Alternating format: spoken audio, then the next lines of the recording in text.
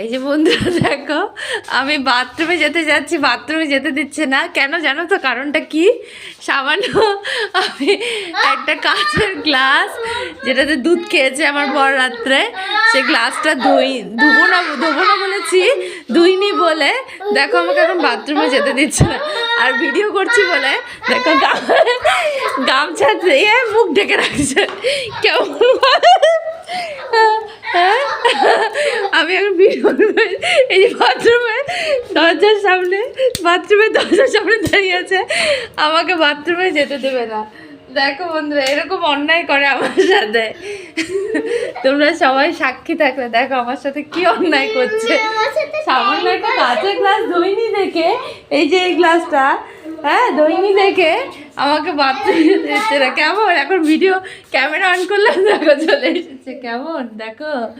হ্যাঁ আবার বদমাইশি, এখন আমার অস্ত্র পেয়ে গেছি।